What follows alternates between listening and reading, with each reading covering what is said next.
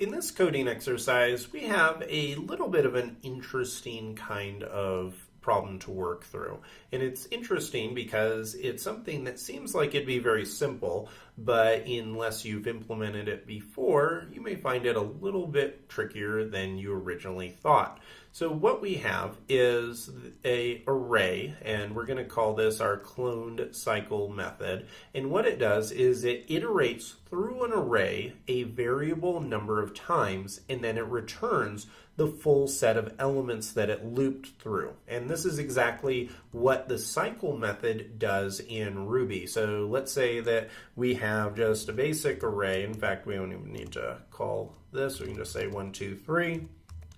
And then call cycle, and for the case of it looking exactly like our test case, I'm just going to have it do it 3 times. So if I hit go on this, it's going to go and it's simply going to return a array, and it actually returns an enumerator. So let me really quick just say to array, just so it's something that we can see when it gets returned. And as you can see right here, this returns exactly what we're looking for. It returns an array, but it cycled through it 3 times. The first time it was 1, then 2, then 3, then it cycled all the way back and did 1, 2, and 3, and then it did the same thing. If I would have said 500 for the argument to cycle instead of 3, it would have gone and it would have given us an array that included 1,500 items. That's just the way it works. It cycles through as many times as you want. Now you also can even call cycle so that it goes for infinity, but that's rarely something you're ever going to need to do. So how can we rebuild this? I'm going to take a little bit more of a basic approach than I usually do. I am not going to use an enumerable type method or something like that just because I want to go through it and kind of look at each stage of this almost more in like a pseudocode kind of level, so we can talk through exactly what's happening, and we can, because my goal with this is not as much to teach you how to recreate the clone or the cycle method. There's no reason for you to have to do that. The important part of this exercise is actually going to come from understanding what is going on under the hood, and so that you can use that to build out your own algorithms when you need to implement something that has this behavior.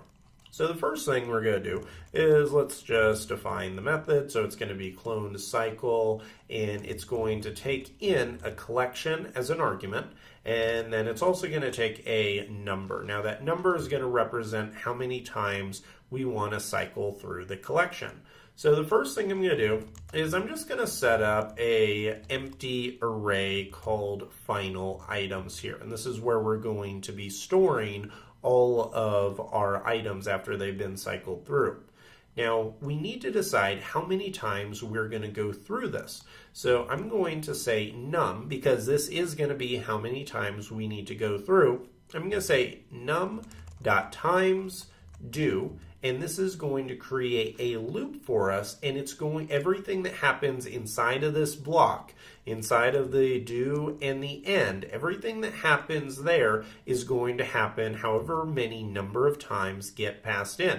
So for our test case down here on line 14, it is going to happen 3 times. Like I said, if we did 500, it would happen 500 times. So now with that in place, what we can do is now we can simply pipe in our and cycle through our collection. So I'm going to say collection.each do, and then pass a block variable of x, and then all we need to do is update our final items array, and we're going to use the shovel operator, and so that means that this collection is going to loop through, and it's just going to keep on looping as many times as we tell it to, and with each time it's just going to go and pass in all the elements into a single final items array, and then we just have to send this back and return this.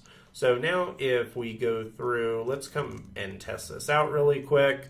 I'm going to say we didn't open up the array class, so I need to call the method.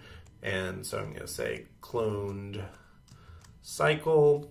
Going to pass in just a basic array of 1, 2, 3, and we're going to do it 3 times just so it matches the test.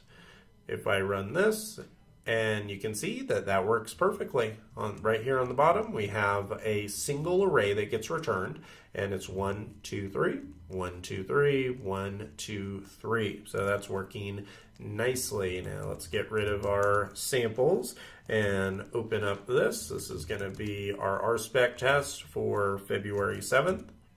Running that, you can see that that works perfectly. One example, no failures, which means that we have successfully cloned the basic functionality of the cycle method in Ruby.